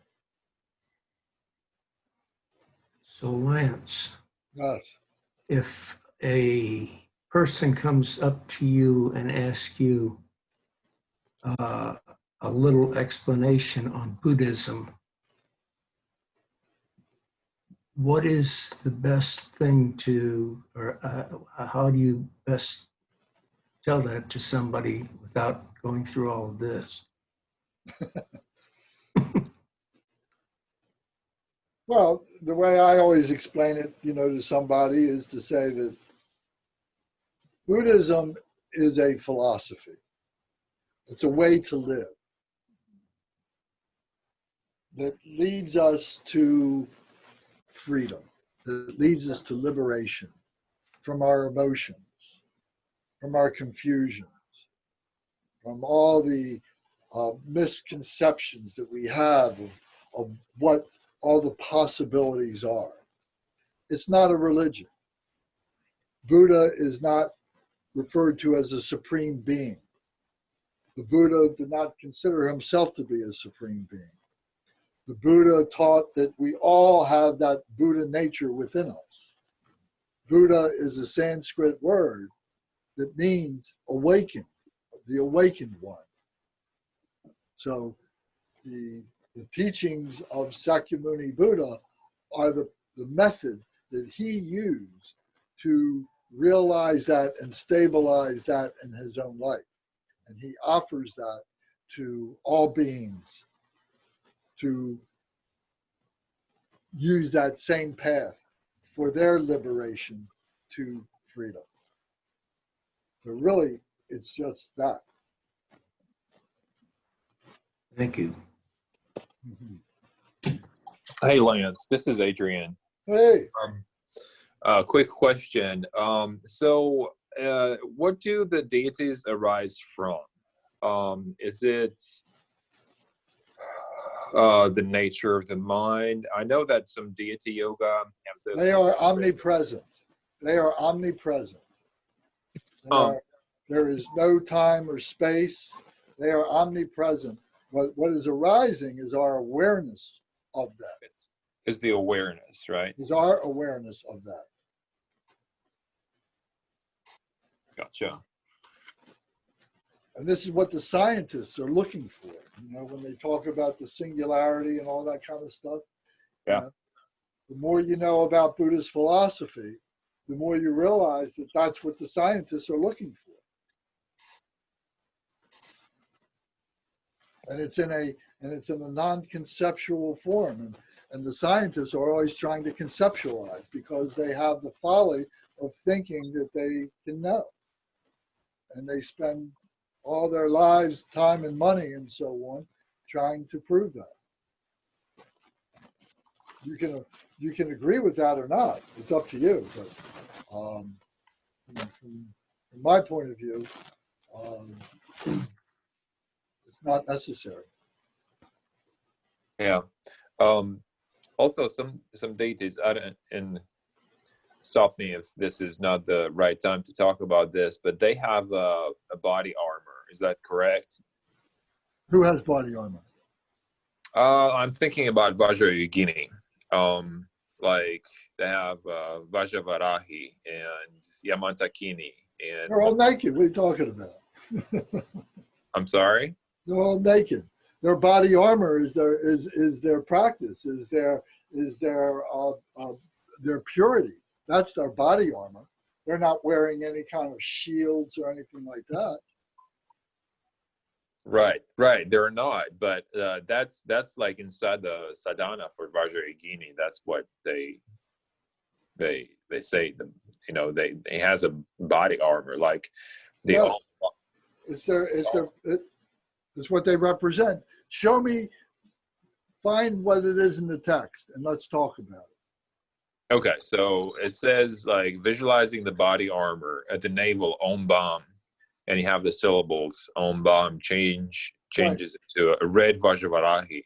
That's right. At the heart, Ham Yom changes into a blue Yamantakini. That's At right. the neck, Hrim Mom changes into a white Mohani. That's right. At the forehead, Hring changes into a yellow Shobani. That's right. The crown, Hong changes into a green Bhairavi. Yeah. So the word armor is a figurative word. Okay. That is a spiritual armor. It's recollecting the purity. It's their pure nature. So you weren't here, but in the in this outline in this chapter, we went through very quickly, and I want you to study it, is all these references to what all this stuff means. And I think that's going to help answer your question a little bit more. But it's not armor from the point of view of thinking that it's shields and stuff like that. Because that's what I thought you meant to say. Yeah, no. All right, thank you. Is that correct? No, that what you said, that helps. Yeah. Okay.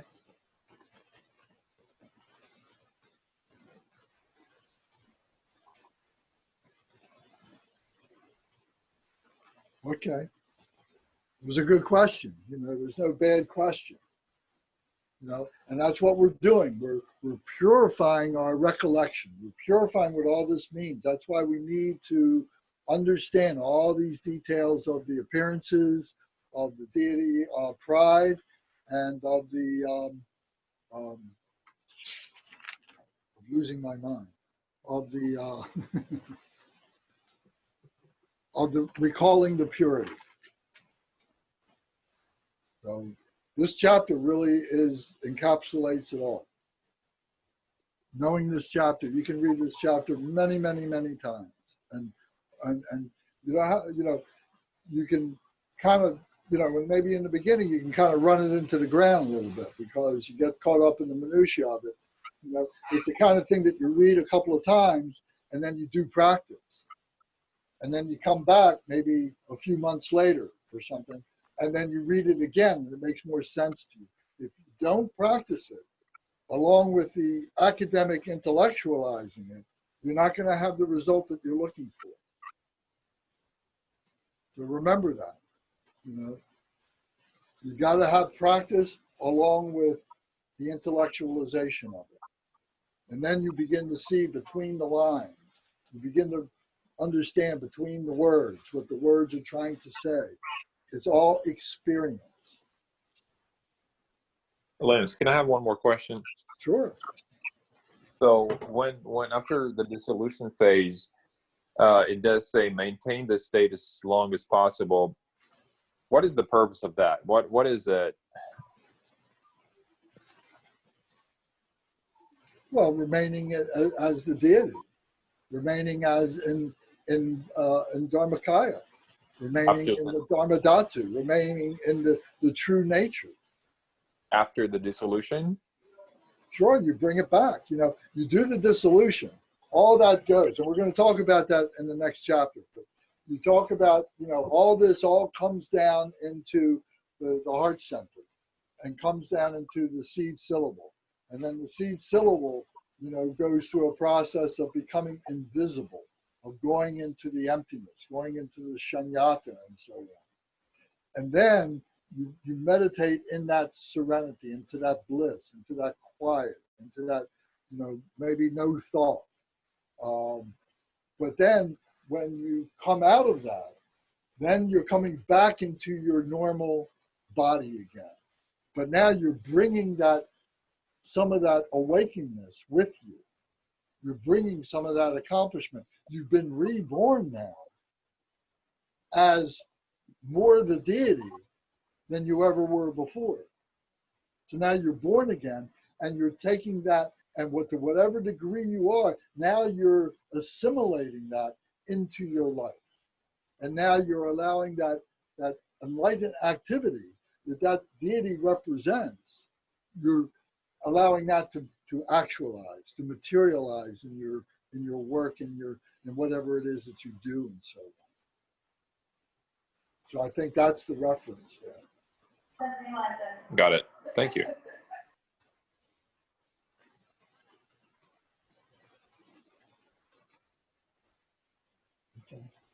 Lance, Yes. I just wanted to make sure that I understood, because this was so helpful. So you said that the deities are omnipresent. I'm having a hard time with that word, but you know what I mean. The deities are always there, and they arise from our awareness. So that means our awareness arises. They are there. It's our awareness that arises to recognize. Okay, thank you. It may be a figure of speech. In some ways that it's been translated, maybe it would say that they arise. But what it's really saying is our awareness of them arises.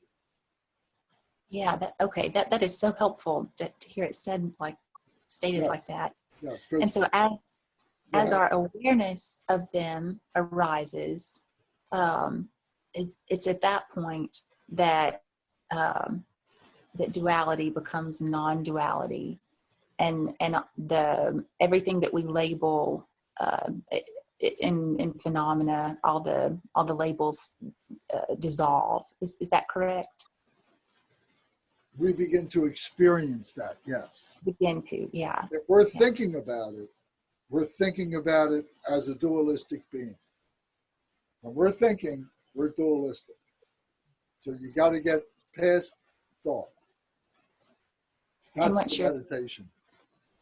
And once you're in the meditation, yeah, and you're not thinking of phenomena, you're not thinking of labels, then that's the dropping away of all that, so to speak.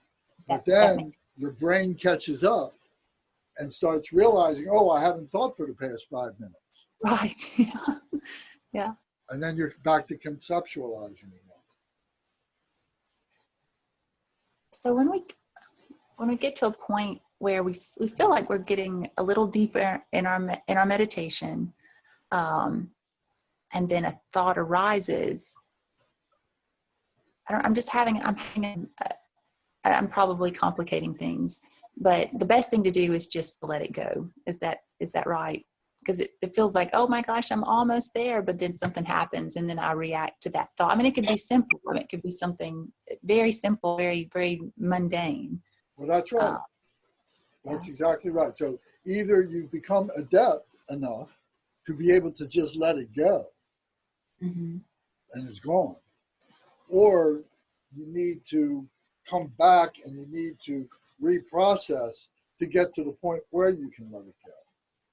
Right, like with the shamatha meditation, right. Some of that to whatever degree it is, and it would be very good to draw a flow chart for yourself I don't know if you guys do org charts or flow charts, but Yeah. each one of these steps, you could categorize, you could show that, like a yes, no kind of boxes. And so you can see where every one of these levels is will really help you to intellectualize what this process is. And it's important to do that. Well, that's a really good idea. Yeah. Yes, it will be a really good practice to do that. You will learn a lot by doing that.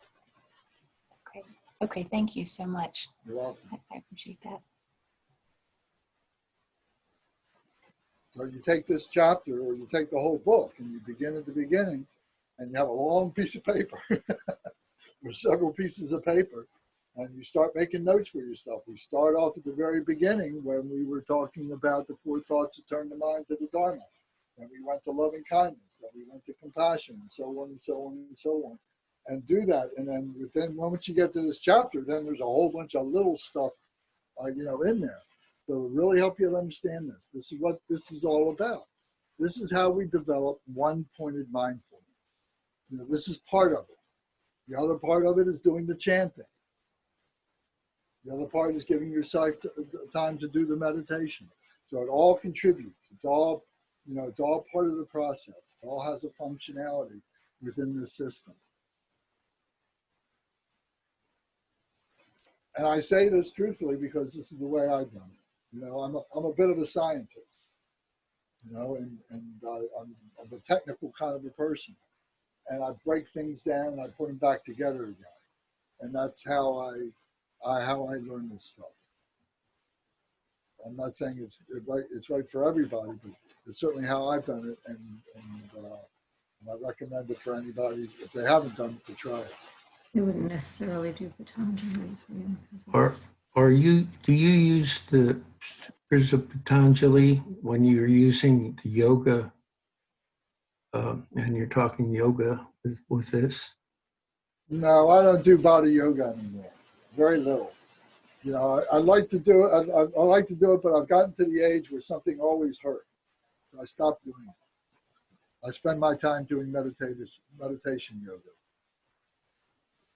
I'll do stretching exercises, and I got some weights, body weights. I do push-ups to keep my body a little bit conditioned and so on. Yeah. I was spending a lot of time doing yoga, and like I said, it was a lot of time, and something always hurt, so I gave it up. No, I was talking about the Sutras of Patanjali. Well, I thought they were yoga things. They're not Hatha yoga. What's that? It's not just Hatha yoga. Hatha Okay. would be one of the steps. Well, all right. Well, to be honest, the answer then is no. I haven't studied. The only thing I knew about, and I can't even pronounce his name properly, was that he was like the father of Hatha yoga and the different physical yoga forms and so on to allow the meditative yoga to manifest. So that's my limited understanding about, was it Patanjali? Patanjali. Patanjali.